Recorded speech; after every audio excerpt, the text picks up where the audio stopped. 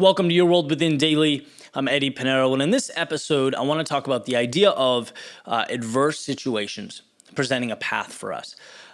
When the uncomfortable occurs, do you shrink to its demand, or do you use it instead to grow and become something bigger and better?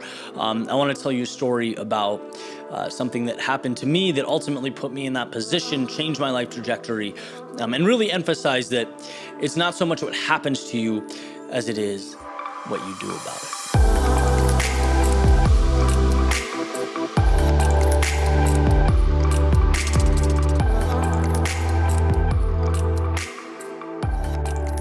So there are always things in life that present us with options, right? That give us a different set of paths to choose from. Do you go right or do you go left? And I want to tell you the story about a situation that right now, the funny thing is, I look back and on the surface, it's incredibly insignificant. But, maybe some of you guys can relate. When these things happen, a lot of the times because emotion and, frustration and all that stuff boils up, the small things don't feel small, they feel huge. And this is a perfect example of that. So long story short, about 3 years ago, something I started doing is jumping on podcasts, right? I've alluded to this before. An interesting thing about my sort of trajectory has been my YouTube channel has grown faster than I have, which is a blessing, but it's always been a challenge. It's been a great challenge, but it's been a challenge, meaning, putting out content, having a certain amount of views, you get calls to speak and you get calls to do interviews and you get calls to do things that, like anything, you need reps and you need experience and you need practice. And particularly starting out, I always say yes, right? Jump in and do these things. But, I wasn't great at first. Both in speaking and interviewing. That's something that over hundreds and hundreds and hundreds of repetitions, I've sort of acquired comfortability and I feel great about it, but like anything, wasn't the case, right? And so I knew this going in. This is about 3 years ago. I was asked to go on this guy's podcast, kind of a weightlifter guy. Like if we sat next to each other on a plane, we just have very little to talk about, for better or worse. Probably wouldn't be pals, but that's okay. That's all right. It's not really relevant to this, but, the idea is I'm on this podcast and he's asking me questions and, I'm kind of making my way through. Anyone can answer questions. What you learn over time is how to create dialogue that's entertaining, right? You have to entertain, you have to, learn how to share your ideas, learn how to articulate things in a way that's fun and that's captivating, that doesn't come overnight. So it was a decent conversation, nothing fantastic. He's streaming it live. So we end the conversation and I'm watching on YouTube. He says, "Thanks, Eddie. Appreciate it. We'll catch you next time." Say thank you. And he's still live, right? And so I'm watching this on my laptop. And basically he then starts saying, that was a terrible interview.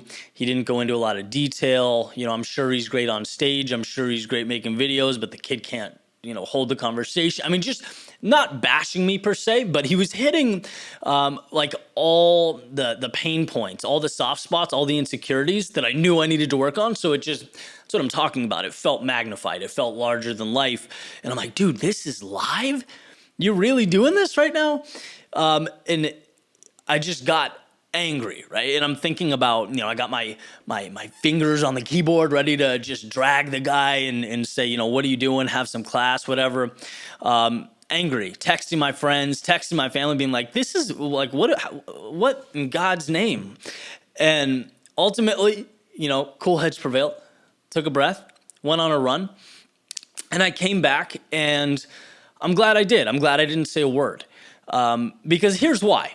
This is one of those things that, again, in the moment felt huge and could have sent me on one of two trajectories. I could have said, yeah, you're right. Like maybe this interview thing, like, is just not my jam. Maybe I can't talk to people on the internet or whatever. Whatever. I'll do something else. There's a lot out there.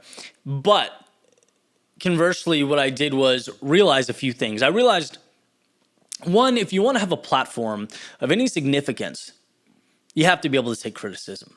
Period. And like I said, he wasn't ripping the heart out of my chest. He was just saying some things that, I mean, essentially were true. It just wasn't like tactful to say. Like, I don't understand why.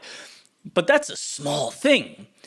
Like if my message gets out there to the extent that I'd love it to, there's going to be people that say much worse than that, and get used to it. Like, who cares? And that was a really important thing to hear. It's like life goes on. You hear it, put it away, move forward. The other thing was, it's when I realized that I was going to crush it. When I realized that I was going to really elevate my YouTube game, when I knew that I was going to have a podcast and I wanted to be incredibly successful. So when I started reaching out to do more interviews, not less, because I didn't want that to be a soft spot. I wanted that to be something that I was proud of, that, I did, and I did well. And I've had hundreds of interviews since then. And like I mentioned, I'm incredibly comfortable in that situation now. And it's not a miracle. It's just repetition. And it is, feeling awkward and feeling uncomfortable for the first 20, 30, 40, 50 that I did. It's life. It's life in the big city. But it's not a metaphor.